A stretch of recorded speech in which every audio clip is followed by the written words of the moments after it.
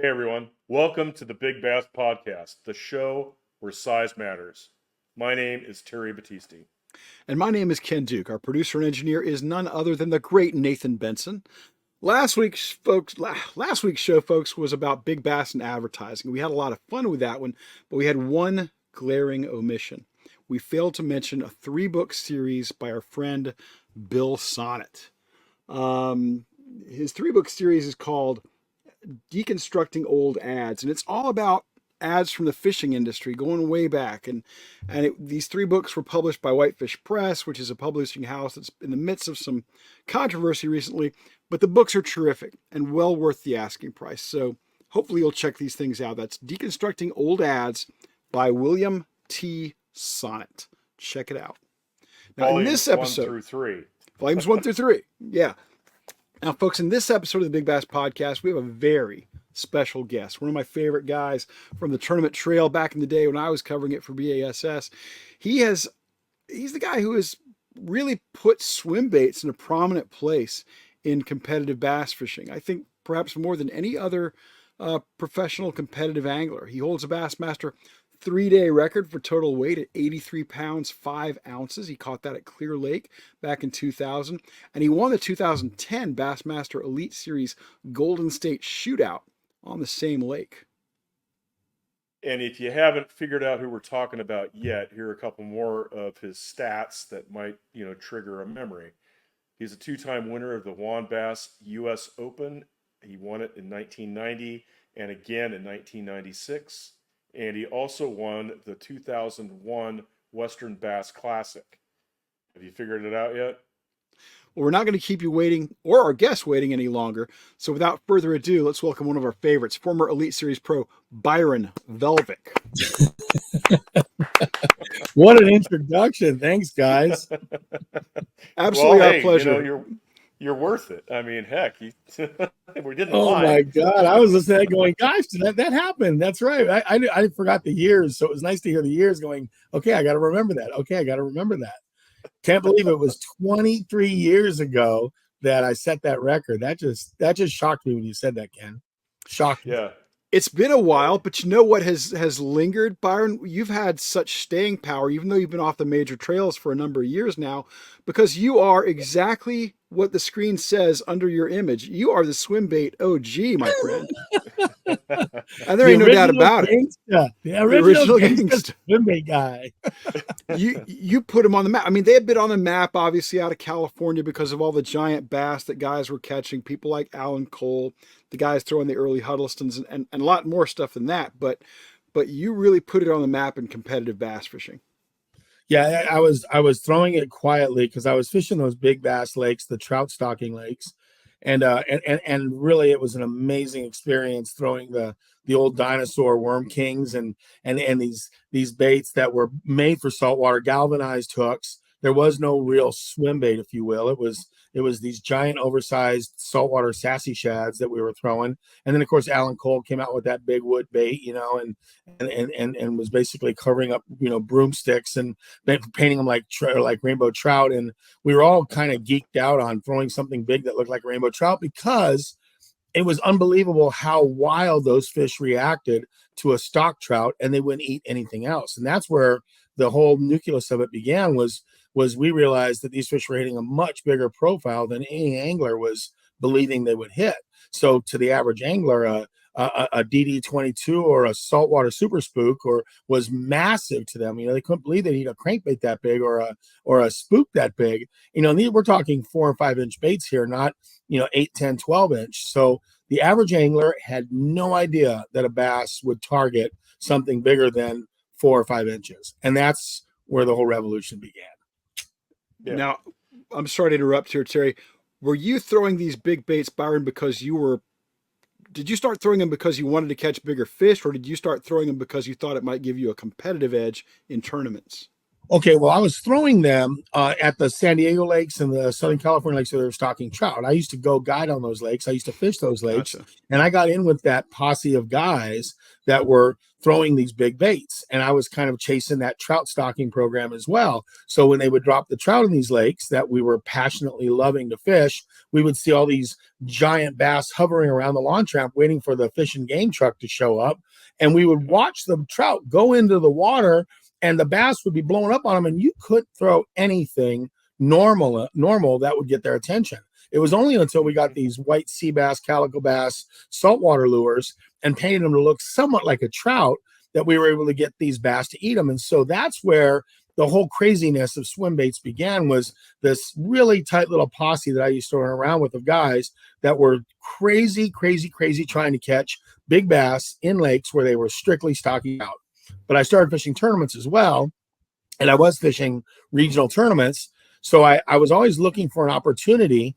And I can clearly remember going up to Northern California, and I found out that these bass were eating kokanee salmon, little baby kokanee salmon. And this is in the 90s when nobody else was doing this in tournaments. And I started throwing baits that looked like whatever would match the hatch, if you will. If I knew that there was something that was larger than a bluegill or a crappie that a bass would eat, and whether it was baby bass pattern, whether it was kokanee salmon pattern. When I got to Clear Lake, I found out about this thing called a hitch. And funny, back then, everybody thought a hitch was where the boat meets the truck. That's all a hitch was. I swear to you, if you said the word hitch, the hitch is where the ball meets the truck of the boat. That's where that's how you put a boat together on a truck. Hitch, the word hitch did not exist to anybody's knowledge, except for a little indigenous carp-looking fish at Clear Lake. And when I found out about that, and I incorporated my swim baits and went to my truck and painted them all brown and green and gold color instead of rainbow trout color with pens, then I actually ended up realizing I could win Clear Lake a couple times with it. Yep. So, but your first event that I think that you actually utilized it was the 1993 Forest Wood Open on Shasta. Is that right? I actually quietly, now I don't know how you even heard about that, but I actually used it in Orville to win Orville. I used it at Don Pedro to win Don Pedro. I got second to Dobbins at Shasta. And I was using it as a bait. I was quietly trying not to tell anybody about it. And I even remember telling my co-anglers, every day you have a guy on your boat with you. He's not your team partner. It's a random draw, and it's a co-angler or a pro draw, either one, because we had a lot of both those going on. And all through the late 90s, I had to act surprised. Like I would see an opportunity, whether I went near a marina dock or a gas dock, or I saw a little kokanee running across the surface, or whatever the case might be. If I saw an opportunity during the course of the day to break out the big rod, throw the big bait, I had to act as surprised as the guy in the boat with me, because he goes, "What's that?" I go, "Oh, this is just an ocean lure. I want to see if it'll eat. I saw a fish chasing another fish, and I lobbed that 7, 8, 9-inch bait out there, and I know what's going to happen, but I got to play dumb. I got to be an actor here." And I throw that out there, and I'm like, "Oh my God, he ate it! Oh my God!" And then he goes, "What is it?" I go, "I think it's that bass. Get the net," and I'm acting all like very naive, even though this is happening over and over and over again. I'm like, "Get the net. I think it's a bass. It's not a striper. It's and I get it up, and it's a giant." He goes, "I can't believe he ate it." And I'm like, "Neither can I." And I had to do that over and over again. "I can't believe he ate it. Neither can I," because I didn't want them to go back and tell the other guys at the dock that Byron was throwing this ocean lure in tournaments. And that is, I swear to you, that is the craziest thing, because when I won Orville, Folsom, Shasta, and those Northern California tournaments, West Coast Bass, One Bass tournaments, I was secretly throwing a big bait half the time. I'd get my limit, but then I'd throw that big bait, and man, it was just unreal. And I always had to play it off as being the first time every time. What was the biggest you ever caught in competition on a big swim bait? The biggest I caught in competition on a swim bait was an 11. Oof. Yep. Where was that? That was at the whatchamacallit tournament. They had a San Carlos tournament, and they had a big shootout over there in Arizona. But it didn't count. It was like a big bass derby. Murray probably fished that too, didn't he? He fished a lot of tournaments, yeah.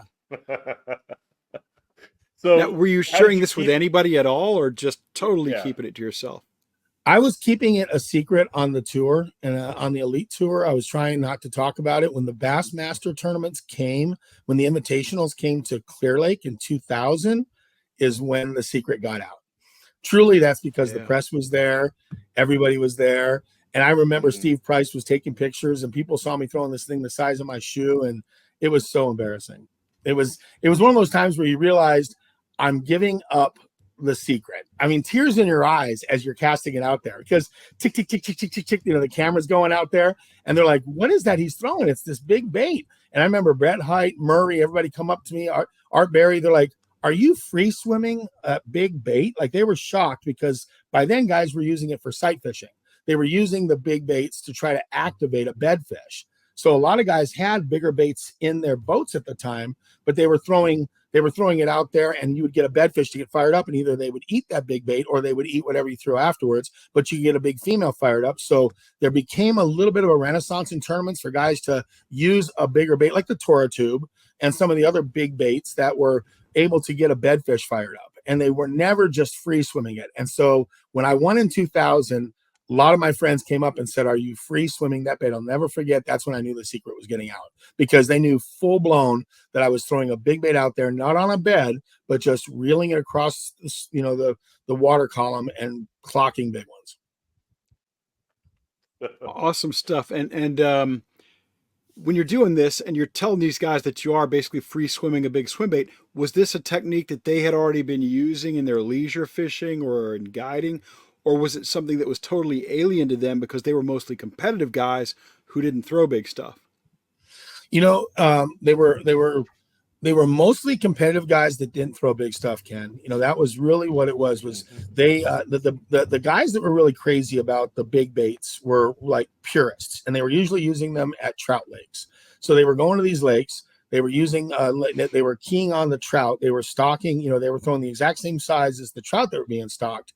But the tournament guys, they were kind of just using it, like I said, only as a reaction to a bedfish, and they didn't know that was at that time, back in the late 90s, early 2000s. They didn't know that that would be something that a tournament angler can use as a weapon to at least catch bigger fish, if not key on it altogether. It was only at Clear Lake with the hitch population and the size of the fish at Clear Lake where I was able to go all the way from start to finish, basically bed fishing a little bit, but then using it in tournaments all day long.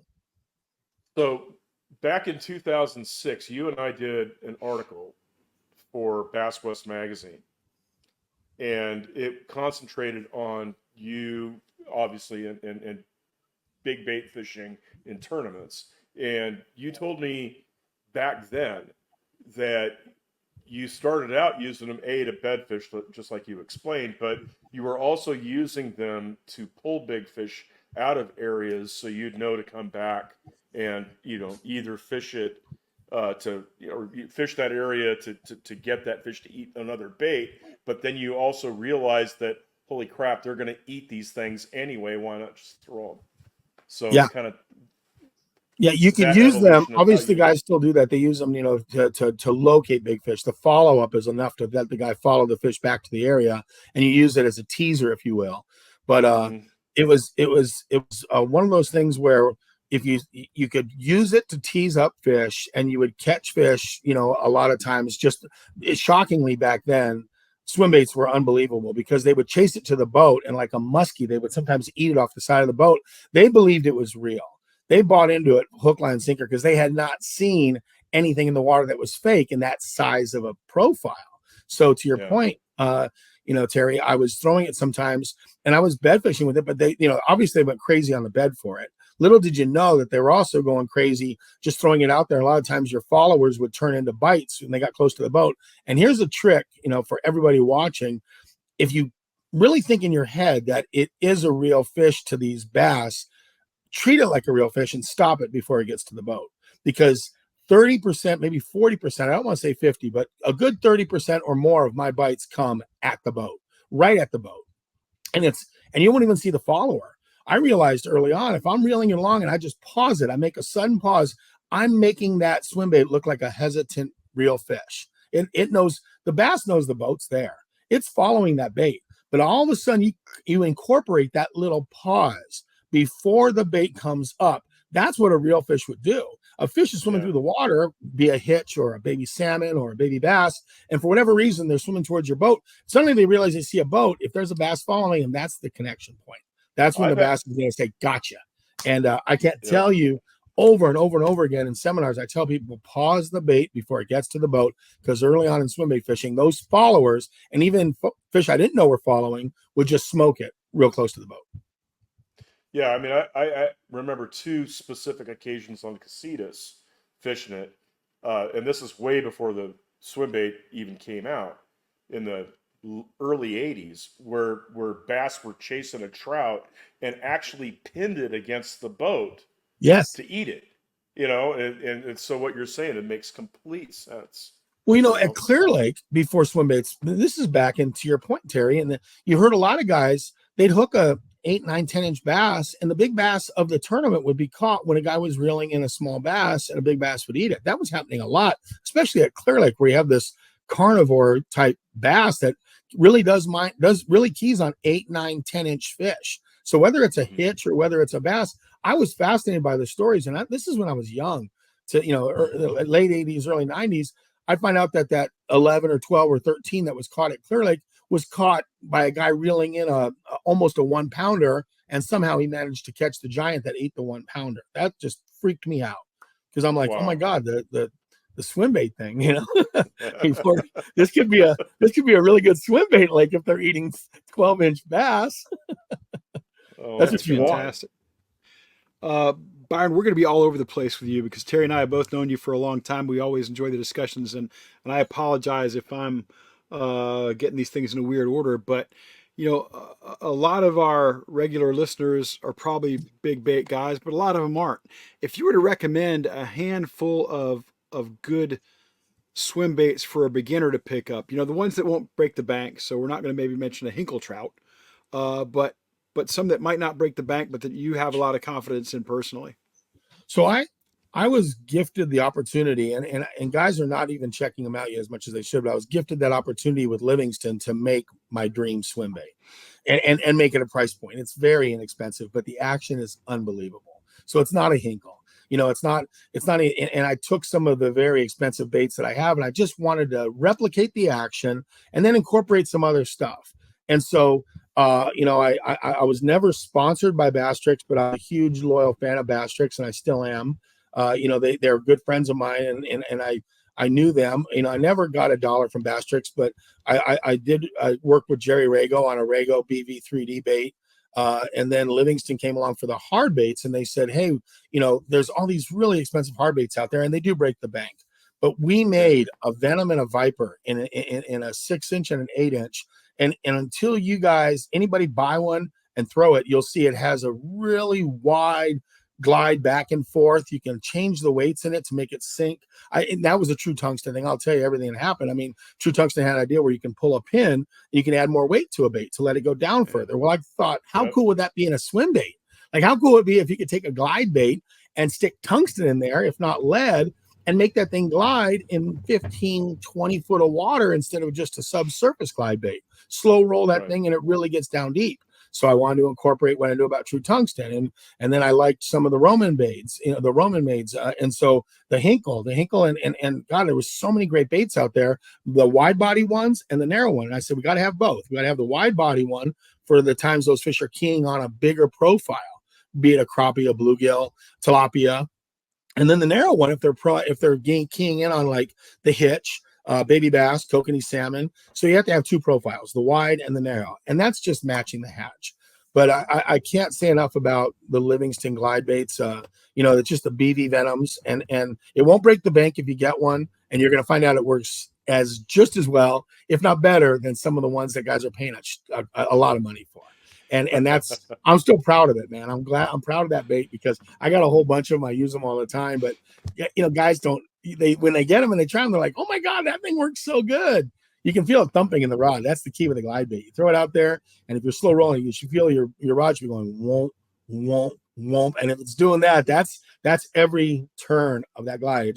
It turns and it comes back and turns. It comes back and turns, and as it's doing that, you should be able to feel that in your glide bait. Soft plastics, I'm still huge on Bass Tricks. I love the Bass Tricks baits. They are the best. It's like the Louis Vuitton of swim baits. They're not easy to get. They're expensive, but they're great. Very nice. I love the advice. We're going to get more of it from you, but I know Terry's got some other questions, and I want him to ask them. So, what was the event that changed your mind, or maybe sold you that the swim bait would be utilized, or could be utilized successfully in tournaments, competitive fishing? Well, I mean, the obvious answer would be Clear Lake when I caught 83 pounds, because that was when it all came together on the national tour. But before that, Terry, man, I got to tell you that Shasta, and mostly I can remember Shasta being a key one, and then Dom Pedro, when I won that tournament. That again was a spring tournament, and several of my fish, including the biggest one of the last day, came on swim baits, and nobody was throwing them. Like I said, it wasn't being utilized that much, and I think it was the slow progression through that, realizing it wasn't just catch a limit and throw it when you get a limit, but when do you go daylight to dark with the thing. And I never really went light to dark with it until Clear Lake, when I would bedfish in the morning against all the other guys and go pick off as many bedfish as I could for the first few days. But you're on the elite tour, you're on the invitational. Everybody's out there. Aaron's out there. Murray's out there. Skeet's out there. Skeet was in the tournament. Everybody was out there in 2000. Brett Height. Everybody was bedfishing all the best stuff. So every day. And then the last day, I didn't even bother to go bed fishing. I just went from start up to end of day, throwing that swim bait the whole time. I never left the corner on the last day. And that's when, obviously the media was like, I remember Steve Price just fascinated by the fact that I never put that big bait down. And it was pro draw back then. So I had Mike Folkstead in the back of my boat for that tournament on the last day. And he was begging me for a bait. And I told him, I'm like, Mike, I got to get a limit. I was curious. I want to see how Mike Folkstead in the back of my boat on the last day. I'm going to an area where I'm going to catch 83 pounds, and I got Mike Folkstead in the back of my boat. Let's see how this works out. Like, I want to see a guy. That's a guy that you grew up idolizing. Oh my gosh, it was so cool to fish with the guys I idolized. It was so cool to draw him the last day. I had Don Ivino's son, Gene Ivino, the first day. I had this guy that was just amazing, just a no-boater, if you will, the second day. And then I had Mike Folkstead the last day. It was 3-day tournament, pro draw. And so Don Ivino's son the first day, and then Mike Folkstead the last day was not Don Ivino's son, Gene Ivino. Yeah. But I assume that Folkstead just said, "You do your thing. I'll be sitting back here." No. Come on. No. Absolutely not. You're talking about an old Pisces member. He was intentionally trying to knock the fish off my net. That's how bad. What? We were mano a mano. I love Mike, but it was definitely a battle of the war, because I won't go into details, but we had a battle on the lake that day, and I ended up giving him a bait after I caught a limit, and then I tried to take the bait back, and that didn't work out so well. After he caught a limit, he just wanted to catch one fish on it. I'm catching giants on it. It was neat to see that they would not eat anything else. Like, I'm in an area full of giants, and the best fishermen that I could possibly draw to catch them proved to me that they were keyed up strictly on that big bait and nothing else. I want to talk a little bit about that tournament, because people need to realize who else was in that derby, and people need to take a look at the top 4 spots, really 5, and you can go a lot deeper than that. But you won that tournament going away. Your margin of victory was over 11 pounds.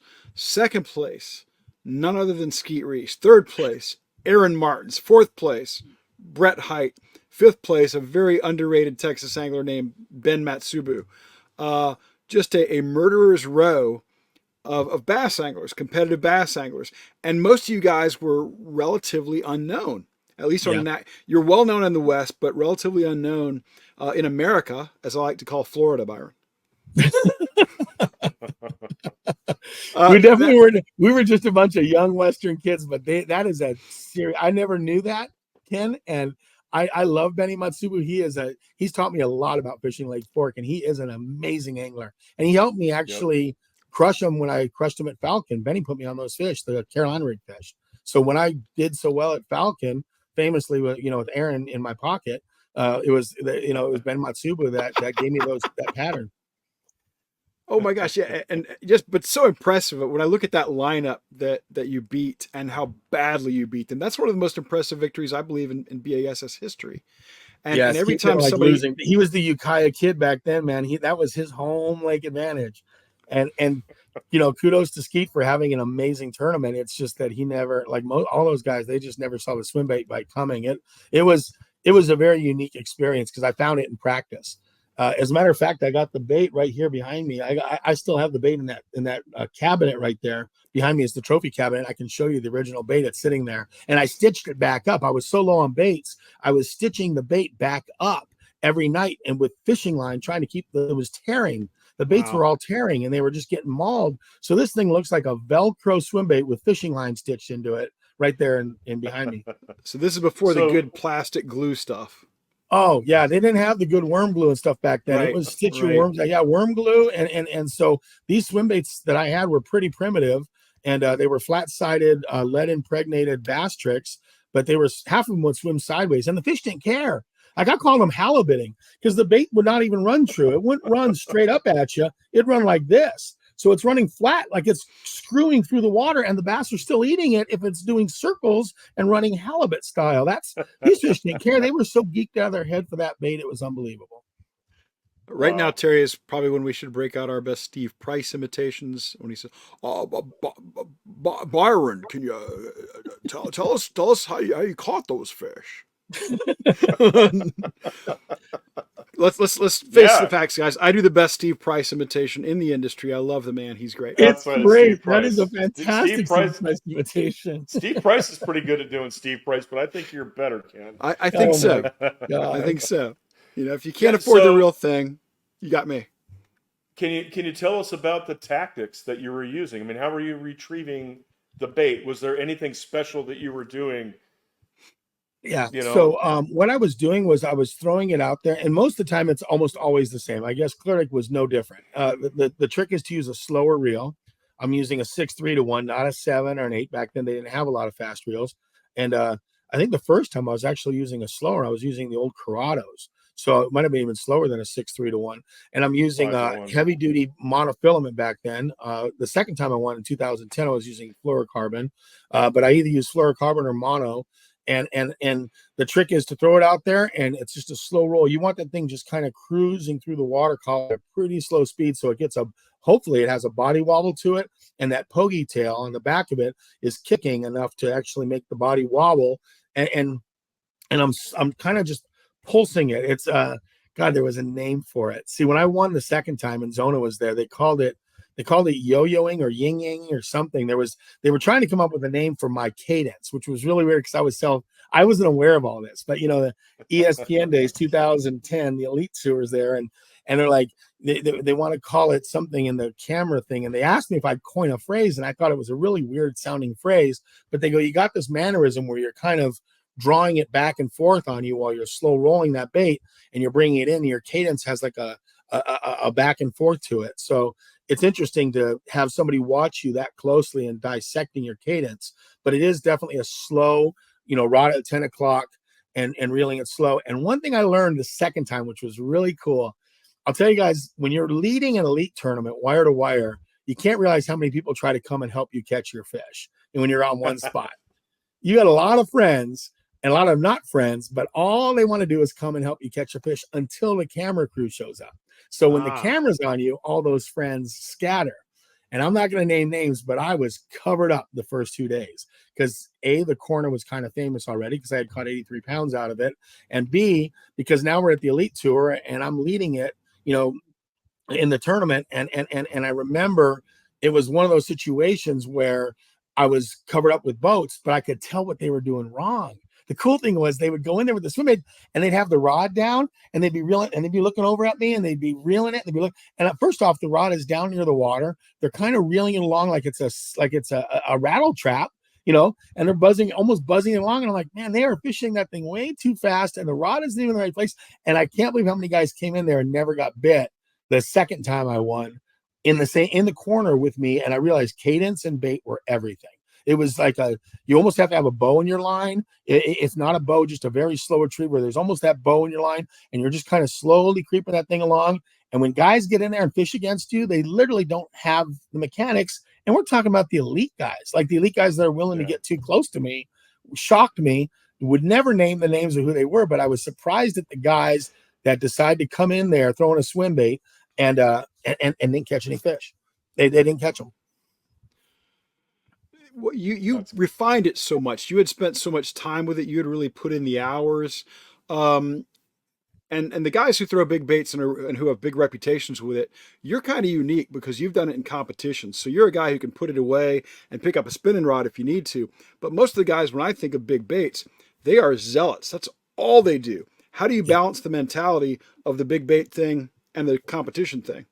That's a great question. A great question, Ken. And what I did, and this is even going back to the 90s, is I learned pretty quickly that first thing in the morning, swim baits weren't good at low light conditions. It's a sun thing. Go out in the morning, catch yourself some fish. Go out fishing other stuff. I wasn't a big swim bait guy first thing in the morning most of the time. I want that sun to be up, a ripple on the water. It's a very visual bait. Now, I'm not saying you can't catch them first thing in the morning on the wake baits, which didn't exist back then, and some of the glide baits, different category. But when we're talking about the old school days where it was mostly just big, soft plastics, I would integrate it, but I learned pretty quickly when the windows of opportunity were there. And it was usually from about 9 o'clock to about 11 was a great time to fish a swim bait. 9 to 11. If I was going to be a tournament, go catch a couple fish, pick up the swim bait about 9 to 11, put it down around 11 or 12, because I can't tell you how many times I realized that bite really shuts off between 12 and almost the end of the tournament. But in the last hour of the tournament, whenever the weigh-in is, pick it up again. But I really had that window that I loved back then. And it is a great question because back then it was big soft plastics mostly. And I really wanted that window of 9 to 11 or 12. There would be exceptions to that. If I was going to a marina and fishing under a tire reef, and it was high sun, or you were allowed to fish in marinas and you're fishing under boats for fish and shade, then you could still throw a swim bait past the 11 o'clock, 12 o'clock hour if there was a target you were casting to. But atypically, I kind of danced around making sure I had fish to go with it. And if I could get on a swim bait from start to finish, great. But I always knew to put it down around 11 or 12 or 1, because it really, really just started to not be good for me. And I knew that I could almost go dead on me. No matter how good a swim bait bite I was on, middle of the day, it died on me. And then it would ramp back up in the afternoon at 2 or 3 o'clock, right before weigh-in. And Clear Lake was no exception to that. But so was Don Pedro and Orville and Folsom and, gosh, so many lakes. And, wherever I fished, and I throw small in the U.S. Open. I throw real small swim baits, but Folkstead even asked me. He knew I had a small swim bait for the U.S. for Lake Mead. It's this real small little swim, but I had a secret swim bait for Lake Mead a long time ago, and it was small, but it was still a little swim bait. So 2 U.S. Open wins. That speaks volumes. 2 1990 U.S. Open and wins. That 1996. speaks volumes. Yeah, the first one was sight fishing, obviously, because it was really weird. I mean, that U.S. Open was in April, right after the Bassmaster guys were there, and that was what year was that? 1990. 1990. Yeah, I got a picture of you standing against the boat that you won.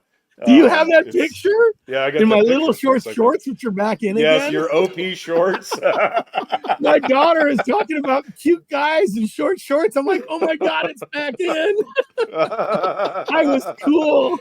I'll send you that picture. In fact, it'll be up on this video. What's that? Yeah, I said it'll be up on this video. Oh my God, you got to send that picture. Yeah, it's pretty. It's I remember that. Anyway. I know the picture. I'm leaning against the boat. I got a hat on. I think I had patches on my shirt, and I got these really short shorts on it, and it's kind of looking up. So it's Magnum PI all the way. And it was that was a sight Ranger fishing 383 with a 150 Evinrude, I think is what you won. Yeah. Patches on your shirt. Yeah, patches on your shirt in 90. That was a vest era. Come on, Byron. You should be wearing a vest. Oh, no, he was wearing a freaking like a polo shirt or something. It was well, Byron Velvick is the coolest guy out there, and I'm going to change gears for just a moment because I'm a Byron Velvick fan. Thanks, Ken. Seriously, I'm a Byron Velvick fan, and I always thought that in the early days of the Elite Series, well, beginning in 2004, I thought you had the toughest job in bass fishing because 2005, I guess. Not only were you out there fishing the Bassmaster Tour, which is the highest level at that point. We're a year out of the elites, but you were also on Bass Center, which was the only ESPN program that they ever allowed to use the da-na-na, da-na-na, and Yes. Yeah. B, the only bass fishing news program in the history of television. And I thought, man, Byron's out on the road, and then if he misses a cut, he's got to hop on a plane immediately and get to where, Charlotte, North Carolina, or someplace. Yeah. Yeah. If I missed the cut, I had to be on a plane and be Saturday morning in the studio in Charlotte, North Carolina. Exactly right, Ken. That had to be brutal. What was that like? Yeah. How did you keep your mind on the competition when you're going through all that?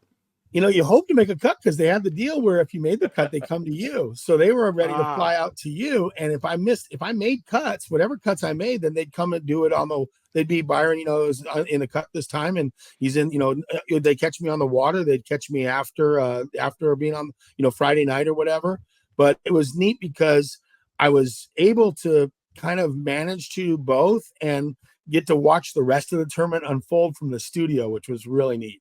So back then, it's like if I didn't make the cut, I got to see what I did wrong or where they were fishing, and I'm watching all the B-roll of everything that's happening, reporting on it, but getting to be a fan as well as a participant. So I loved the opportunity to, be happy about the days I made cuts and talk about it while I'm there, and then jump on that plane Friday, wherever you're at, get to the nearest airport, and get over there so that you could do a run through Friday night, and then Saturday morning you're doing it. It had to be brutal. You had to figure out where you could drop off your boat. Yep. And you made a lot of cuts. Crazy. So it was crazy. Yeah. Okay. Another silly question, and then I'm going to give it to Terry, who will ask serious ones, I'm sure. You seem such a natural on camera. I've always thought you do a spectacular job on camera. I think you're a terrific analyst. Which is tougher, bass tournaments or that life?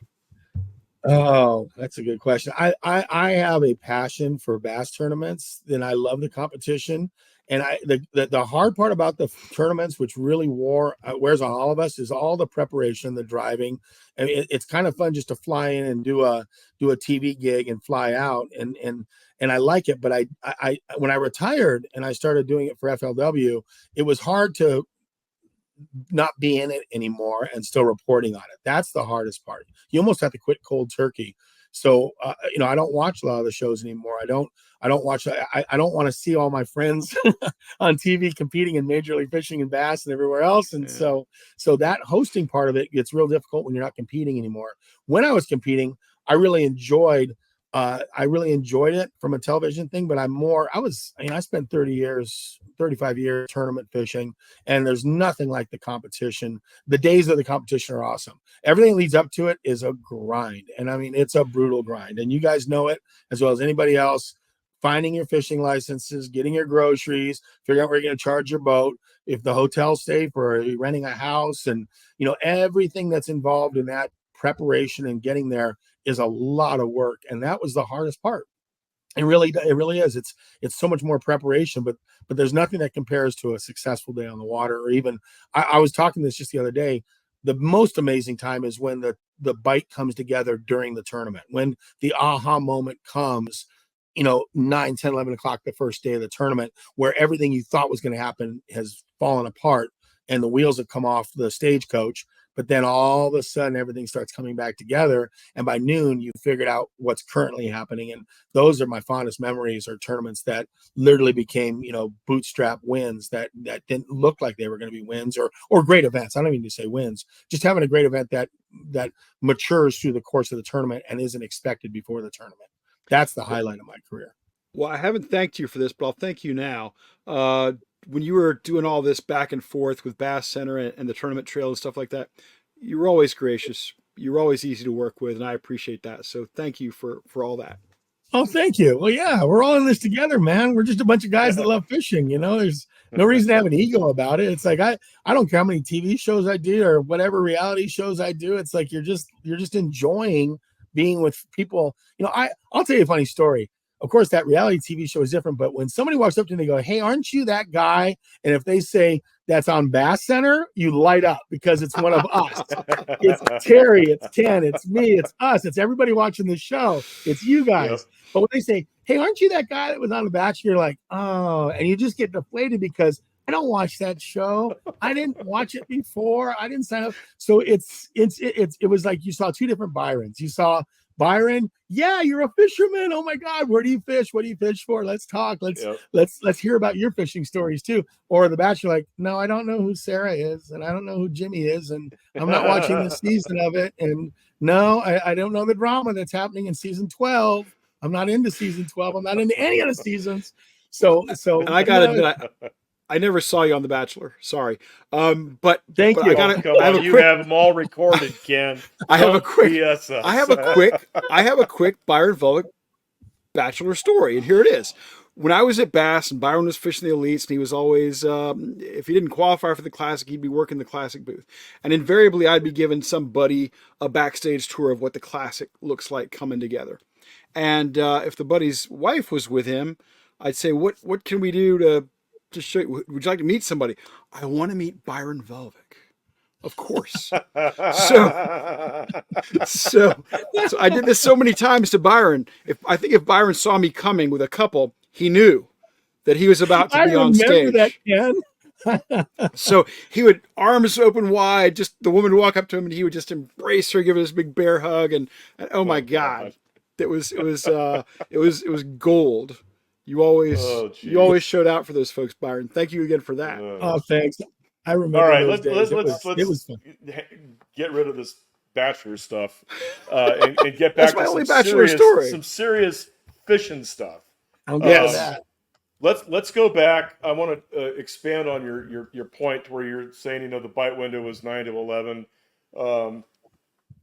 How big or how important is environmental conditions at a lake, and when do you know that you pull up to a lake, you haven't seen it before, and you look at the water, you look at the weather, you look at the weather forecast, and you say it's on like Donkey Kong, they're going to eat the swim bait?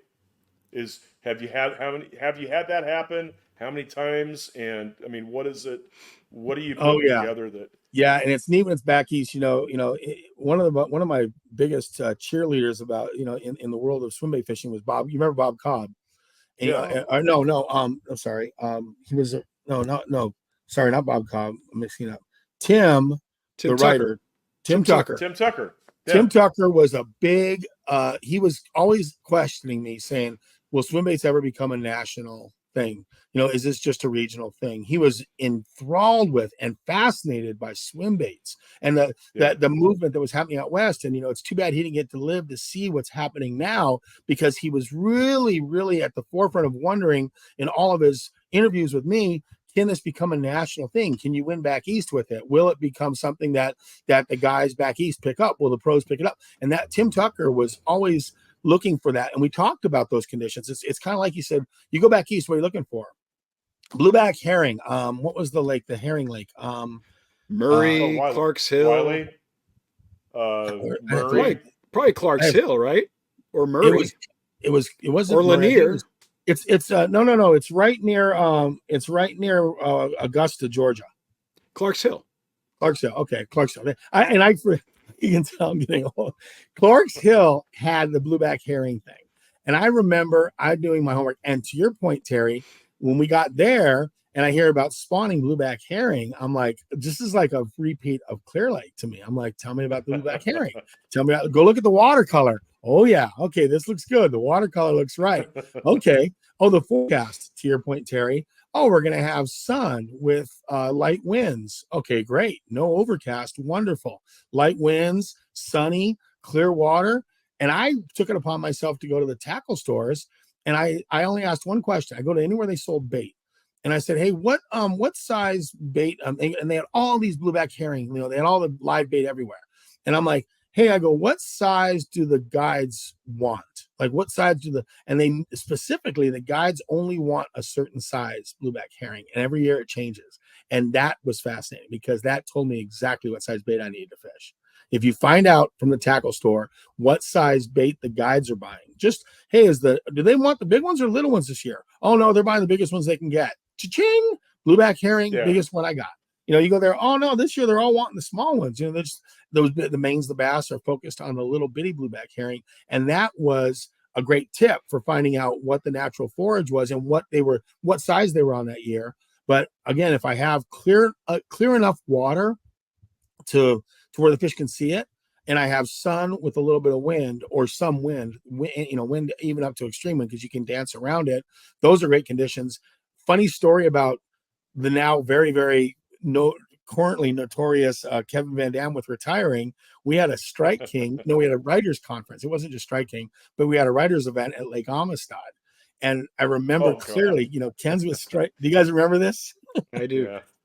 and it was overcast, and Kevin Van Dam walks down on the dock and he says, they're gonna crush my Strike King Swimbait today. And I, with all my years of swimbait fishing, I'm like, I hope that works out for you. because I can tell you. And at the end of the day, I caught some really good ones on a Carolina rig and a jig and a crankbait. And we come in and the writers convention's there, and I have my biggest fish. And Kevin walks up, he goes, "Did you catch those on a swim bait?" I'm like, "No." I go, "Did you throw your swim bait?" And he goes, "Yeah." He goes, "They wouldn't eat it for some reason." And I'm laughing because he didn't know. This is back then. Kevin didn't know that the overcast bite was horrible. It was windy and it was damn near dark skies. It was the worst day it could ever have. But back then, Kevin was still new to the whole swim bait thing, and he's like, "Oh, this is going to be a great day for swim bait fishing." And I'm like, "Man, I can tell you from all my years of fishing, this is the worst day to be throwing a swim bait." But you weren't going to tell him that. No, you're not going to tell Kevin Van Dam not to throw his favorite bait. Go get him, boy. Go crush him on it. You go. Let me know how that works out for you. I get the need for some water clarity. What would you say is a minimum? Is it 2 feet, 3 feet? What's your minimum for throwing a big swim bait? I'm in Texas now throwing it, and I get some pretty dirty water sometimes. So you got to at least have about a 2 foot, I'd say. Okay. If it's a foot of clarity, you just don't have much of a chance. There's no sound. The Livingston lures are making sound and all with the sound technology, but these fish are so, when they're sight fish, when they're swim bait fish, they're just so sight and almost shadow oriented. I can give you a great example of Amistad throwing big swim baits back in the day, BASS event, or it might have been an FLW, one or the other, but they used to come out there too. It was a big event. And I was throwing a swim bait out over deep water, and these fish, when I got them in the well, I put them in the well, they all turned upside down. And that fascinated me because that meant these fish were so deep that they were looking up at my swim bait. They were coming. Mm-hmm. I was, that bait was hovering in maybe 8 to 12 foot of water, but these fish must have been 30 foot of water, maybe 35 foot of water, but it was sunny. It was late in the day. And I promise you, they were just seeing a shadow go over their head, and they were racing up to get it, hitting it, thinking they were going to go back down, and all of a sudden I'm sticking them and I'm reeling them in. And when I got to the weigh-in, nobody could believe I was fishing a swim bait because all my fish were upside down. It looked like I was spooning or dropping a jig or something. Yeah. I had blown them up. The bladder hadn't adjusted so that told me that was a fascinating lesson, that if the water is ultra clear, these fish could be in 30 to 40 foot of water and they'll still come up to 10, to eat a swim bait. And they don't adjust once you catch them. Because to have a fish upside down and you're only fishing a shallow swim bait, that was one of those aha moments where I'm like, the water's so clear and these fish are so crazy about this, they must just be seeing a small shadow pass over them, and yet it's not a surface bait. It's something they can just go pick off in 10 foot of water, thinking they got a tilapia or baby bass or something, but instead it's my swim bait and I got them. But that was a big lesson in swim bait fishing for me in Amistad. Mm-hmm. You mentioned Tim Tucker earlier, and he's a great friend of mine, a Florida guy. He passed away in 2007. Certainly, swim baits are much more prevalent now than they were when you were getting into it, and even when you were winning tournaments on it. But they haven't caught on in the same level in the East. Do you think? At least not the big ones, the 8-inch plus baits. Are we seeing the same? I don't think we're seeing the same level of saturation in the East that you had in the West. Why do you think that is? I think that's a great question, Ken. I go to a lot of shows. I used to go to a lot of shows, and even at ICAST, it's crazy when guys like just working ICAST this last time. I'm standing there in the booth and guys are walking up and they're looking at the vipers and the venoms, and they all got stories of where some guys are fishing for snook. You know, like, oh, I love this bait for snook in Florida.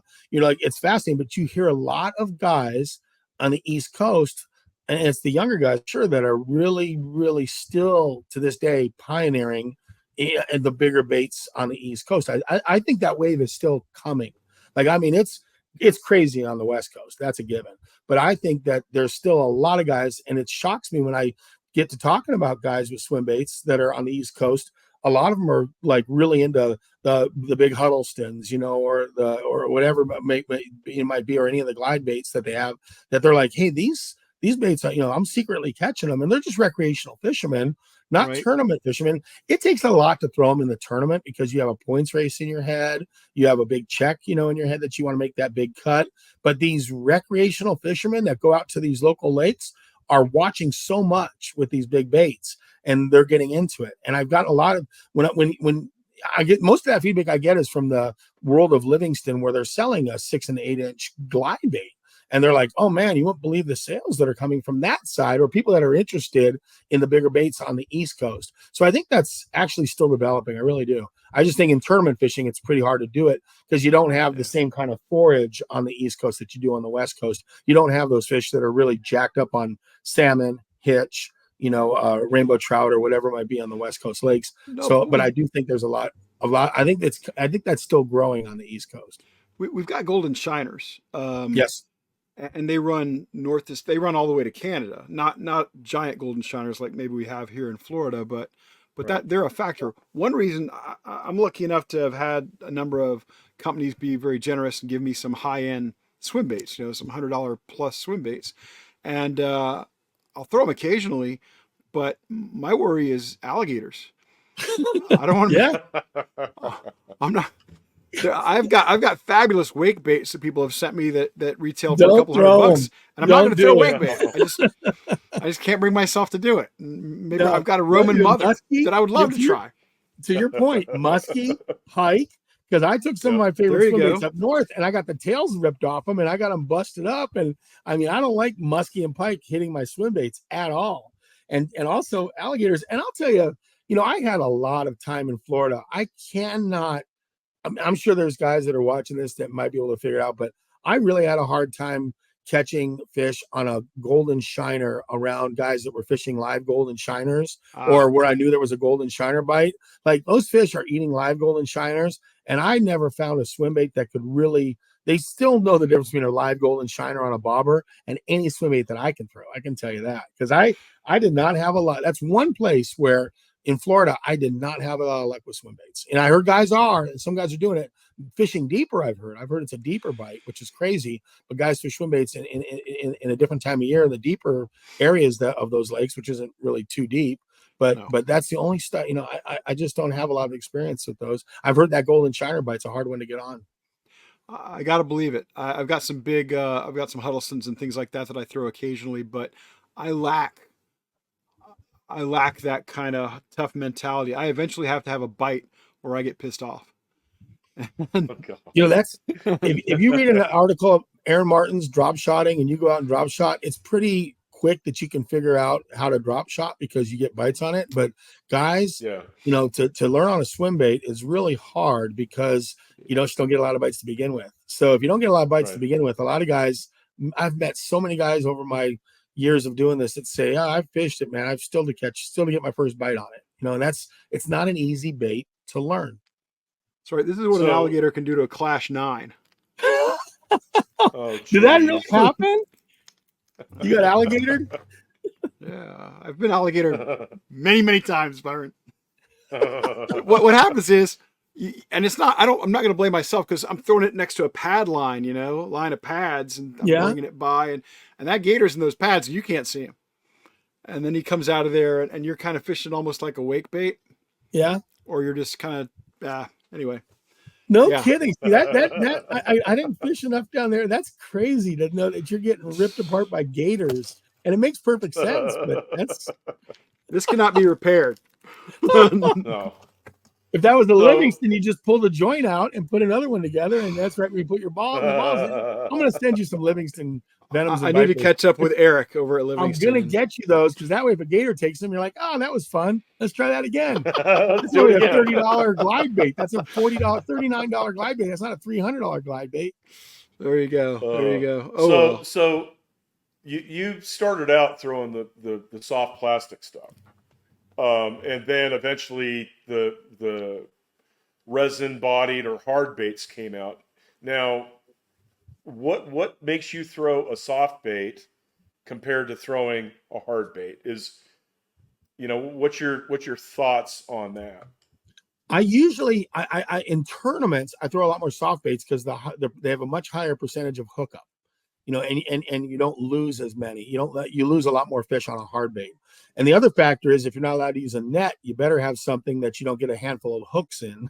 So Right. if you can make them eat a soft plastic and there's no net allowed, which there was no Yeah. net allowed, now you're dealing with having to boat flip or reach down there and lip a fish that's got trebles all over that hard bait. So I would throw the hard bait, and I only threw it when I was fishing that first, and this is before the Livingston one where I could add the tungstens. But back in the day when it was the resins to your Terry, the resin baits or the baits, it was only in the first 5 foot of the water column. It was 8 foot at the most, and I would say more like 0 to 5. That bait's just kind of subsurface. It may be a little bit down there, but it's a subsurface bait. Whereas with a soft plastic with a heavy weight on it, I'm letting that sink to the bottom and I'm coming up with it. So that soft plastic, I can fish the bottom.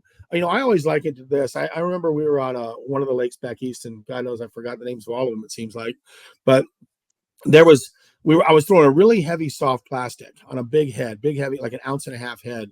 And guys were cranking. Everybody was cranking.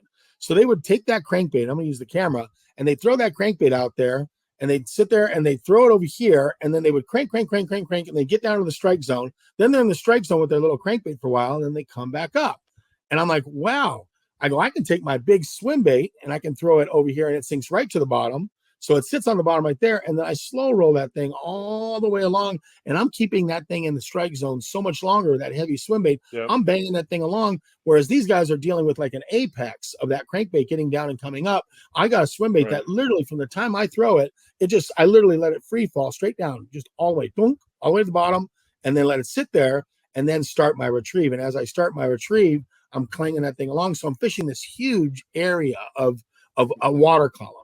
And that's if I'm fishing on the bottom, which I like to do a lot of times. I like to stay near the bottom sometimes. But then if it's just open water, Terry, again, I can kind of slow it down and it hovers. And it is a higher percentage hookup most of the time. You guys probably saw where I was rubbing the sauce on it. Everybody talks about buttering the toast. And the Bassmaster, the second time in Clear Lake, I had a paper plate and I'm buttering my toast. Well, I'm doing that for 2 reasons. I'm giving it a scent trail. If a fish tucks in behind it, they pick up a scent. But then when they hit it, it's very slippery. So I get great hook penetration from that single hook into that fish's mouth.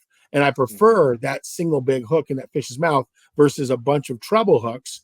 And that's where I do throw hard baits, but in tournaments, it was far less than a soft plastic just for those reasons. A percentage of hookup, a lot more bites on hard baits that you miss. They slam it. A lot more followers on hard baits, but I seem to be able to get them to bite a soft plastic a lot more. And that's why I'm still more of a soft plastic guy in tournaments than I am a hard bait guy. So, but there was 2 different types of soft baits that you were throwing. You won that tournament in 2000 on the Bass Tricks, right? Mm-hmm. And then in 2010, you won that on the BV3D from Rago, which was a line through with a treble hook, right? Right. So what's the difference between those 2 baits with respect to plastics? The one was the Bass Tricks was all lead. It was much, much, much heavier, and it was much more forgiving. That was the only swim bait out there at the time. Really, that was the only bait that really had a decent hook on it for me. That was in 2000. That had a long body on it, and it was very primitive. Like I said, I got one right back there. I could show it to you guys if you want to see it. if I go jump Yeah. up and grab it. But it was much more of a primitive time back then. You know, when you go 10 years later and you got, you know, Rago and the BV3D, that was a more of a hover bait. That bait had the hook on the belly. Surprisingly, I could still pull it through grass because the grass was very, very hard. It was an early spring grass, so it wasn't real gooey, and I could pick that thing off the grass. And that was that blew a lot of people's minds. Like Zona, I remember Zona was really shocked that I was popping it through the grass with a belly hook. Like your mind would think, well, it's got a belly hook on it, you don't want to get near the grass, but I could actually get it stuck on the grass and pop it off the grass to get like a little deflection, if you will. And, you know, and maybe wigwamming, that's what they wanted to call it, wigwamming. And they had a cadence. They said, it looks like you're wigwamming. And I'm like, wigwamming? And I don't want to be known for wigwamming. I told them, I said, I will not use this tournament to platform a cadence called wigwamming. But I was you have to look that up in the Urban Dictionary or something. Yeah, I'm not doing it. I don't want to be the wigwamming guy. That's not going to be me. But they said you're wigwamming it. I go, wigwamming was when you throw it out there in that grass, and you're kind of popping it through the grass, but you're slow rolling it. And I think that soft plastic it afforded me the ability, Terry, to work it very slow. It's a much higher percentage because when they eat that one treble hook, then the bait goes up the line, so you don't destroy your bait, and all you got is just a hook attached. And then I actually, funny enough, because I was getting short strikes in 2010, I actually took an owner trailer to the back of it and stuck a little small treble in the back of it. And the first day, I think I might have told you guys this, craziest thing. It was April 10th, 2010. It was the first day of the tournament, April 10th, 2010. It was exactly 10 years from the last time I had won. So I won in April 10 years earlier. And then my first fish, the first day was a 10-10. And I caught a 10-10 at Clear Lake the first day, and it ate the back treble hook. I caught it on the back treble hook. It did not eat the front one. It just nipped the back, and I got him, and it comes up dancing around. I was like, oh my gosh. So that back treble hook is key. That's fantastic. Yeah. Byron, you mentioned, I'm sorry, go ahead. Go ahead. I was going to say, early on, we were talking a little bit, you got to talking about how you were throwing these big baits on mono. Later, you threw them on fluorocarbon. Can you give us, I hate to ask you to do this, but can you give us kind of an all-purpose big soft swim bait combo, rod, reel, line you'd recommend for a big soft swim bait? And then I'll ask you to do the same thing for a big hard bait. Yeah, you know, I get a lot of guys asking about swim baits, rods, and I'm glad these guys, Trika's listening, because once upon a time, Rogue actually listened to me, and they came out with a 3 series of swim bait rods. Remember the Rogues? And there was the I got one of yours. Do you really? Yeah, you got one of the Rogue swim bait rods? It's one of my favorite swim bait rods. It was I custom made it out of the blank that was on one of your 3. Was it the medium? The senior? Was it the senior? I'll go get it. Oh my gosh! Hey, while he's gone, I'm gonna get my swim bait so I can show it to you guys. There you go. Hey, I'll be on here by myself now. This is go ahead, Ken. This is the show I dreamed of, everybody. This is the show I dreamed of. Just me, no Battisti, not even a guest. But we will have Byron back momentarily, and hopefully Nathan can even cut this out, so you guys don't have to listen to me all by myself. Here's Byron. Are you gonna cut this part out? No. We're not going to cut it out. I don't know if you guys can see this. Oh wow, yeah. This is the one that won Clear Lake in 2000. There's the fishing line on it, and you can see, like I said, it looks like Velcro. You did major surgery. This is the bait. I was trying to get it to keep it back together, but this is my collection of old. This is the old galvanized hook. Like a saltwater hook there. I gotta wait till Terry gets back. I'll break these out when Terry can freak out. Let me get that one out. And then here's oh my gosh, I haven't had these things out in a while. There's another one that's stitched up. This one looks like Frankenstein. And then here's the one that won the second time. Clear Lake. The Rago bait. The Rago bait at Clear Lake with the little hook in the back. All right, I got my little collection here. When Terry gets back with that rod, which he's looking for. That's fantastic. Well, while we're waiting on Terry and your rod, tell us about what would be your go-to reel for a big soft swim bait, 8-inch plus swim bait. You know what? I've really struggled with bigger reels. I just use the reels because of my previous sponsor situation. They didn't have the reels that I wanted as far as the size. So I can tell you from a gear ratio, I'm always on a 6:3 to 1. I do like a little bit bigger reel. Fortunately right now, Trek is 400 going to. series. When you say bigger, 400 or Yeah, 300 or the one that a 150 is the one that I have. I have like the little small 100s. yeah. I'm throwing a 150. The one I'm prototyping right now is like a 150, which is perfect because that's like a little small inshore reel, and it's a low profile reel, but it's a reel that Trika's got me working on right now because Very nice. I'd like to have a swim bait reel out there, before I go away, that guys can really put a lot of heavy line on it, slower gear ratio, and to go back to what it used to be, the Corrados. You remember the old Corrados? Yeah, the green ones, the bulletproof ones. Yes, Like a the 55 6-1 Chevrolet of maybe. reels, right? Yeah, they'll outlast your grandchildren. They will. They were built to last, not built to break. I was struggling with reels back in the day. I was using bigger reels, and that's why I'm going to be using this is a larger 150 that I'm playing with right now, but it's a prototype. It's a Trika reel, and then I use but if you're going to use a reel and it's not going to be a small one, it's going to be a 6:3 as far as the gear ratio goes. And how about go-to line for a big soft swim bait? I'm either going to use a 20-pound fluorocarbon or a 20-pound. I never use braid ever, and I do not do braid fluorocarbon leader. And Skeet learned that lesson the hard way when he beat me at Gunnersville because he was breaking off fish the first day, and I wish I would have told him. But he was trying a braid with a fluorocarbon leader, and no, I know he knows every knot that every Boy Scout has ever come up with, and every knot there is. He's the Boy Scout king. He's the king of all knots, right? And so Skeet was dying because he was breaking them off. Oh, here it is. Here's the rod. It's the BB 796. Oh my gosh, that's the old blank. Oh my gosh, that's a classic. It's my favorite. It's my favorite swim bait rod. Yeah, of all. And I got a 8-inch Huddleston ROF 12 on it. Oh wow, that's a great blank, man. That really is. Yeah. Byron, if that were really his favorite, it wouldn't take him 20 minutes to find it. No, it was at the bottom of my rod locker, and I went to pull it out, and it took like 18 rods with it. It wouldn't be at the bottom of the rod locker, Byron, if it was really his favorite. I just got back from fishing in Florida, so if it was really his favorite, he'd have thrown it in Florida, Byron. He would have thrown it in Florida, Byron. It was really his favorite. He would throw it everywhere. He'd be sleeping with that rod tonight. That rod it'd be on the deck. It would be strapped down on the deck. Right. At all times. I'm your friend, Byron. Batiste, you can't pay no attention to this guy.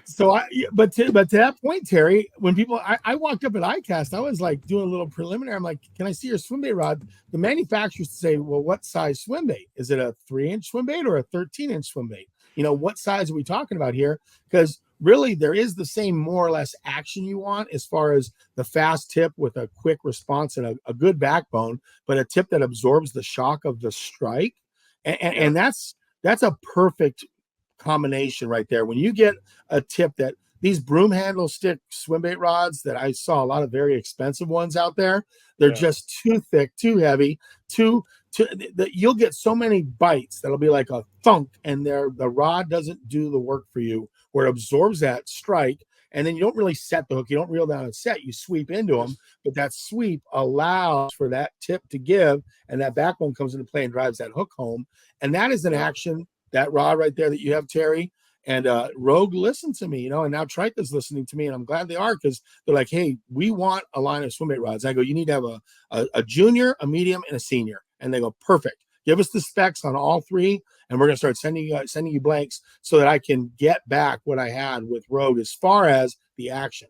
Granted, it's going to be a hell of a lot lighter. It's going to be all carbon fiber, super durable, super sensitive, but it's still going to have, most importantly to me, right off the bat, a swim bait action rod. And Ken, that's what you want, is a slow reel. 6:3-1 is perfect, so that you don't over reel it, because you can definitely reel it too fast, and it's better to reel it nice and slow, crawl that thing along, not bouncing the bottom all the time, and not just, you got to get the body of the bait to move, but then the rod that's going to absorb the strike. And then I go mono or fluorocarbon, and I usually this is just with hard bait. This is with hard baits, right? 20 to 25 fluoro. I don't use braid on either one. Okay, gotcha. Mono and fluoro. If I'm throwing hard baits, it's almost always mono, because it's staying up in the water. I need abrasion resistance.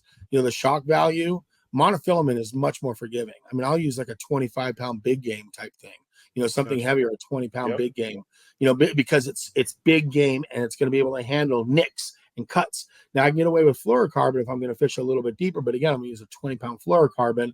So it's really what you're going to be fishing it around.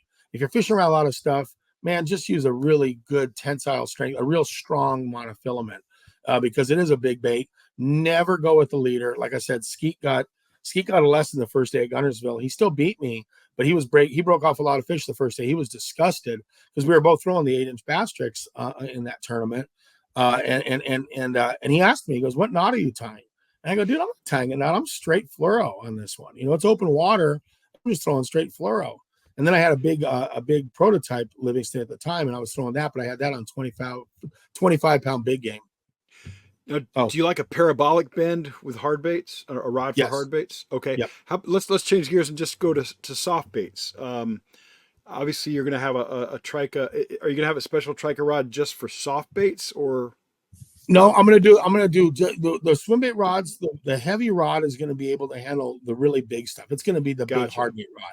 And then that medium is going to handle most of your swim baits, unless you're throwing a giant, which most guys don't throw, like a 12 or 13 or 14 inch swim bait. They're doing some of that, but it's going to be that nice 8 to 10 inch, like bigger than these. But like, and I meant to show you this one because if you can see the stitching in that one, that's Terry. I want you to. That's the bass trick. The eyes are knocked out of this one, but this one right here, amazing. And then this one over here are the two that got crushed. They just got beat up to no end. And this one has stitching in it too. If you can see that, I stitched that back together for the tournament. Byron Velvick, I'm horrified. In 2000, I was putting that back together. I think I used dental floss. You see that right there?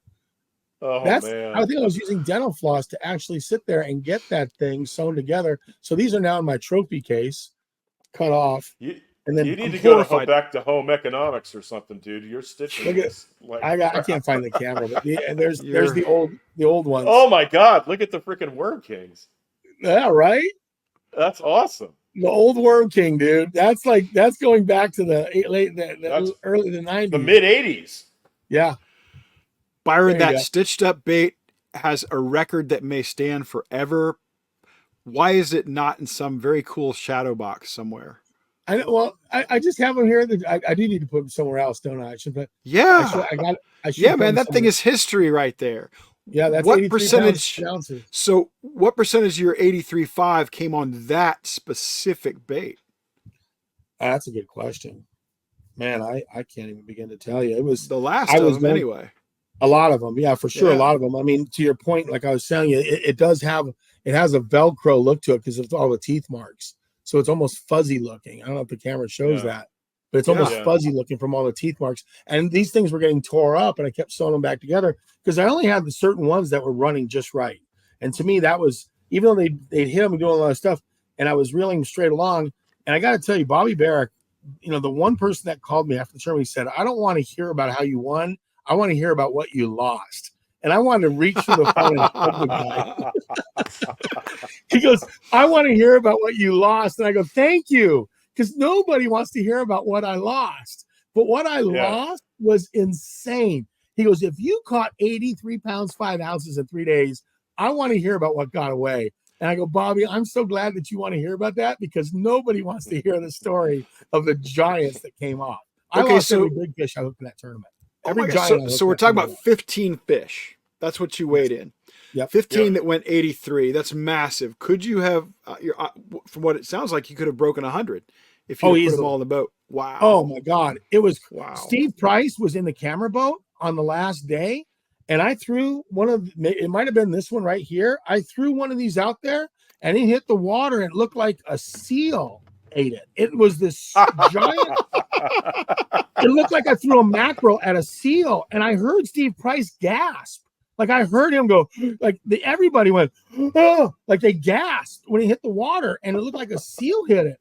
And I pinned that sucker, and I'm holding it, and it's just on, and I'm starting to crank on it, and it was one of the many giants that I lost. I can't tell you. Bob wanted to hear about it. I go, "Bobby, every fish that I think was a double digit came off." I go, I only caught I mean, I'm not, you know, 7s and 8s are great and all that stuff, but I'm telling you, the giants all came off. And Bobby was like, he goes, he wanted to hear about it because, and I told him the story about the seal. You know, I go, one of them looked like a damn seal eating a mackerel. You know, when it hit the water, it was everything. It looked like a saltwater explosion, and it was a saltwater fish that I had. I felt like a small bluefin tuna or something, or yellowtail, and it came off. And I go, it was insane how many big fish I lost. So it should have been 100. I beat Skeet by 11 pounds. I could have beat him by 30. Yeah, let's put this in perspective for the folks listening, because at 83 pounds 5 ounces, 15 fish, Byron was averaging better than 5.5 pounds for fish. As he said, he wins by more than 11 pounds. And folks, on no day of this 3-day tournament did he weigh in the biggest fish of the day. So that shows you the quality of the bite he was on. None of these were outlier fish. He weighs in 83.5, and that's. But I lost the big fish of the day. Every day. I lost the big fish of the day every day. I lost them. Some close to the boat, some jumping off, some out there. But I was seeing them, and my partners were all freaking out. So my partner the second day, I think he caught the biggest fish of the day in the back of my boat when I gave him a bait. It was a great story. If you guys got time for it, I'll tell it. But it's a great story. We got time. I drew a guy the second day, and I wish I could remember his name. Hopefully he watches this show or somebody remembers. And this guy, Ray Scott was officiating this tournament back then. This was the Invitational. So Ray was there. And I was, and the first day he blanked. The guy blanked the first day. He never caught a fish. And his wife or his girlfriend were there with him. And this guy had a beautiful big golden excursion. Remember the old excursions back then? Yeah. And he had this beautiful big 23-foot champion or 20-foot champion, you know, the biggest champion you can make. And it was gold as well. This guy had a lot of money, and he made a lot of money in the West Coast doing something in construction. And he showed up to fish this tournament. It was a pro draw. He drew some guy the first day, and he never caught a fish. So he never got to go up on the scale. He never got to meet Ray Scott. He never got a weigh-in slip. So he asks me, and I crushed him the first day. I'm doing really well. And he goes, "Can I catch a fish today?" And I go, yeah, you know, we'll catch some fish. We're going in an area. We got a lot of areas to go to. We got some bed fish to go to. And I'm just like, yeah, it'll be good. And he goes, "I never weighed a fish yesterday, and I just want to go up on the scale and weigh a fish." And so I remember thinking, man, I hope he catches them. You know, we're going to go bed fishing for starters. And I go and fish a few beds in the morning and, you know, compete with everybody in the canals and all the other stuff. And I kept telling him, hey, throw out there, throw here, throw a soft plastic there, do all this. And he's not catching any. And I catch a few. And every day for the first 2 days of that tournament, I'd fish till about noon. And again, this is when it got perfect, is when that wind started to blow in the corner and the sun got up, you know, in the afternoon bite. And I was waiting until the bed fishing was slowing down. And I knew I was going to spend the evenings, the afternoon there. I was going to fish the last part of the day for the first days. The last day I stayed there the whole time. But I was waiting, and I finally go to the corner, and he still doesn't have a fish. And I mean, I've already caught a limit, I believe, and I'm ready to start throwing the swim bait because I got a limit, a couple good bed fish, and I'm like, now we're going to go culling with this thing right here. And so I go there, guys, and I break this thing out of the rod locker, and he goes, "What is that?" I go, "It's an ocean lure." He goes, "You ever caught anything out?" I go, "No." You know, same old story. No, it's an ocean lure. I'm going to try it out. It's the same spiel I've been given. It's 2000. I go, shoot all to hell. I saw a fish. I see another fish out here, man. I'm just going to throw out there. So I remember I start throwing out there, and oh my gosh, I got one. And he goes, "Oh my gosh." And he goes, "Oh, that's a giant. That's a giant." And it's like a 5 or 6 pounder. I'm like, "Yeah, that's a good one." He goes, "That's like a 9. I'm like, no, it's not a 9. It's a 5 or a 6. But this guy was he was just so excited, and he was such a nice guy, and he was so into it, but he had a big eye for the fish. And so I catch a couple on it, and he goes, "You got any more of those?" And guys, until that day, I have never, ever shared a swim bait with somebody until that day on this tournament, second day Bassmaster. But this guy blanked the first day, and he's throwing everything else out there. And I know, having the day before, having Gene Ivino in the boat, that they're not eating anything else. And I didn't give Gene one of these because, I mean, I only have a few of these babies, you know, and these are like my little pets. These are my children. You know, I got names for them. So I know I have one to that point. I have some that I played with a lot of these, and the ones you see stitched up run perfectly straight. they run just ideal straight. But I had a couple that were, I called them my rejects. You know, they were the ones that weren't poured right. So they would literally spin through the water when you reeled them, or they'd corkscrew, or they'd just swim sideways like a little halibut. You know, so they'd swim along like that. So I break down, and I'm like, you know what? I go, I might have one that you can use, you know, for see if they'll bite it. So he ties it on. I go, what's the biggest rod you got? And he has this flipping stick. And I go, okay. And I get the rod. I go, let me tie it on. I'm going to tie the knot. I'm going to tie it on. I go, I trust me. This is like a very important bait right here. So I go, I try it on. I go, it's another one of my saltwater lures. You know, it's just like, oh, you know, you catch a couple fish on it. I keep casting and reeling in, and he's playing with it by the side of the boat. You can imagine what's going to happen. And he's dangling it under the boat. And all of a sudden, I feel the boat shift, and he goes, I got one. And I go, what? And he goes, I got one. And I look, guys, and the rod is straight down. And I'm in 4 foot of water and 3 foot of water. And that rod is like this. And he's right behind my motor. And he's like, oh, my gosh, it's a big one. It's a big one. And he's fighting it. And I'm like, oh, my gosh. And this fish is flashing everywhere. And I run back there with the net, and I scoop this thing up. And he goes, oh my gosh, it's a giant. I'm like, yeah, that's a good one. And it's like a 6-pounder. And it's a good solid 6-pounder. And he's like, oh my gosh, it's 10. It's 10. And I go, well, no, but it's good. That's the biggest bass I've ever caught. And he starts crying, and he goes, I get to go to the weigh-in. And he's all excited. And he goes, man, you're going to win this tournament. You're going to win this tournament. And he goes, I'm just going to sit down here. And he sits down, and he puts the rod away. After this one fish, he sets the rod down. Whoa. And he gets there, and he's looking at the fish, and he's all excited, and he's opening the live well. He goes, you sure it's not 8 or 9? I go, I'm pretty sure it's 6 or so, but he goes, it's a good one. He goes, I swear it's bigger than 6. I think it's like, I really do. I think it's, and so we're going back and forth, and he goes, and I'm moving around, I'm fishing, and he's looking at the fish, and he goes, dude, he goes, I can't believe that fish. And I catch another one. And, you know, some are smaller than his and some are bigger than his. I'm 4-pounder, 5-pounder, another 6. And he goes, oh, that one's, you know, as big as mine. I go, yeah, it's a good one. And I'm culling my little ones, and everything's coming together for the second day. And he finally, after about an hour and a half, he goes, can I throw that out there again? And I go, oh, yeah, because you only got one fish. And I go, yeah, go ahead. And he throws it out there, and he just lobs it out there. He reels it across the surface. He lobs it out there, reels across the surface. And I'm looking back at him, and I got my spot, guys. I'm lining up I know where the best stuff is. I know where the grass is. I'm picking that stuff, and I know where the bite's going to come from. And I'm sitting in the mud in the back of the bay, really in the muddy area in 3 foot of water. And I'm just, and he casts in the mud, and he casts towards the toolies, and he's not casting into my area. And all of a sudden, the boat shakes again, and I look back, and the rod is bent double right under the boat again. Same thing under the boat, like right under the boat. And he's like, I got another one. And he goes, oh my gosh, it's a giant. And he's pulling straight up again. And this one's taking drag and coming back and taking drag. And I get the net, and I scoop it up, and he goes, oh my God. He goes, it's an 8 or 9. I go, yeah, it's an 8 or 9. And maybe it's 10. And I got tears in my eyes. I'm like, where are you fishing? Because they're under the boat. And I go, oh no, my God. Under the boat. They're way out there on the grass with the lead in the corner, and I know where they're at.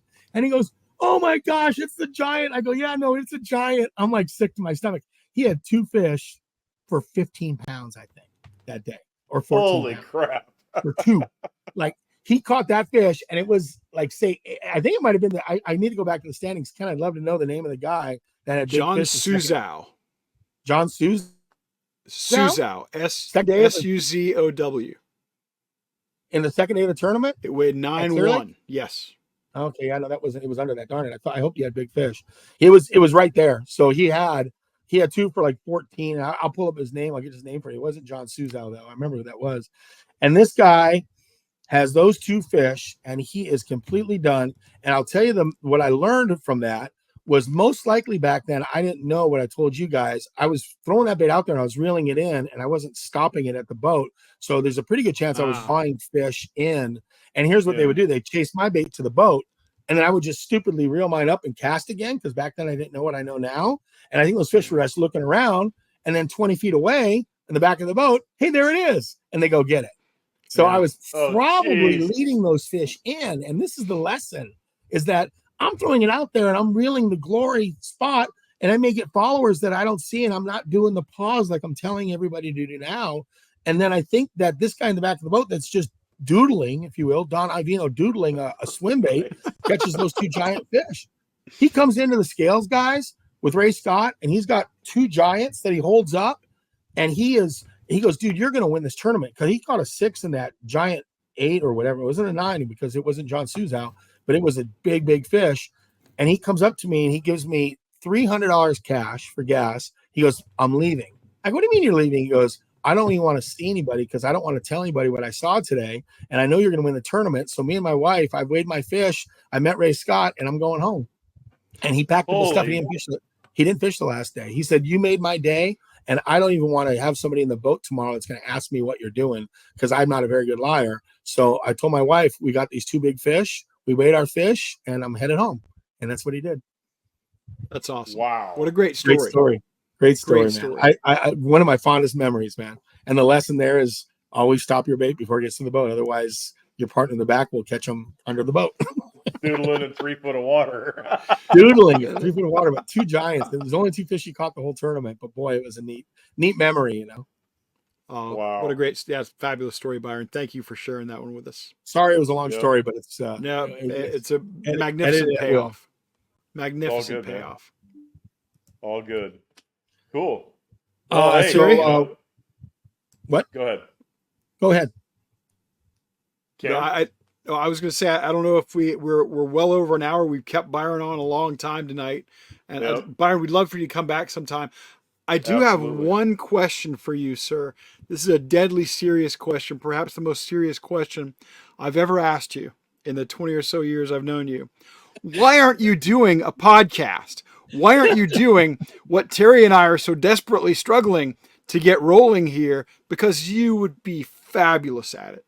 Oh, I don't know. You saw me tonight, guys. I mean, people don't see that are watching this. It took my daughter's computer to even get linked onto this thing, and my microphone doesn't work. And Terry's over there going, "Okay, now go to your settings. Do you see the 3 little hash marks?" I mean, man, I can't remember. I can't remember the lakeside fish or the fish I caught. I'm like, wait, where was that big bass? And was that a club tournament? And all this other stuff. It's like trying to remember where I caught these fish or what lakes I was catching following the blueback herring on.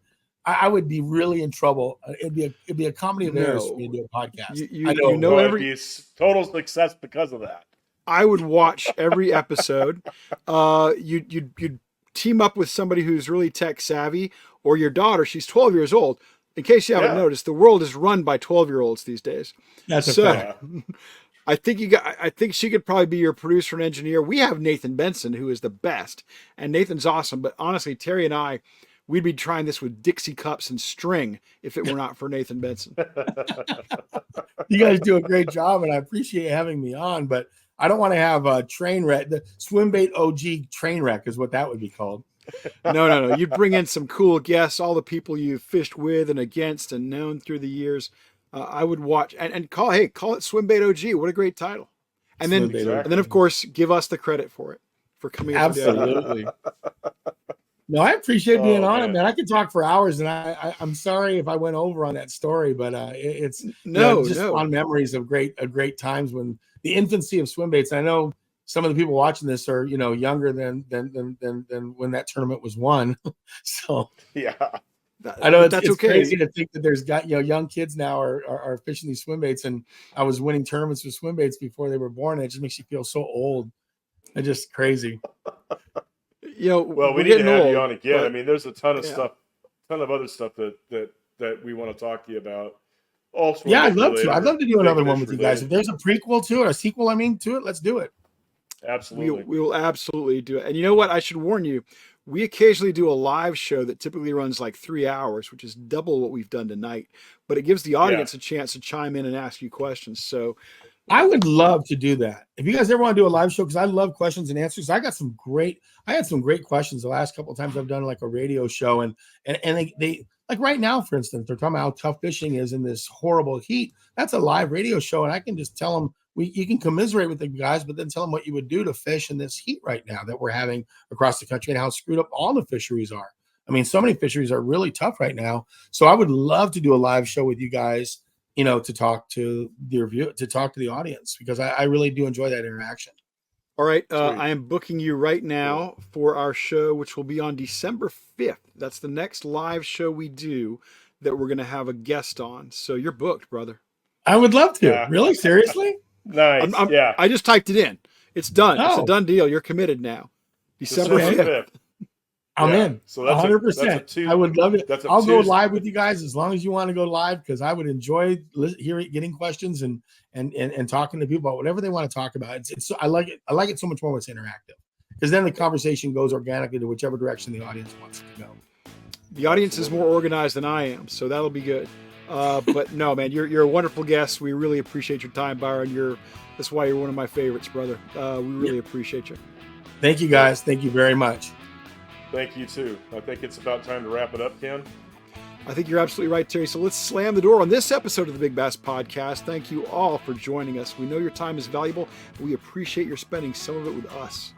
If you enjoyed the show, please hit the like and subscribe buttons. And if you really liked it, please share it with your friends. It would help us a lot.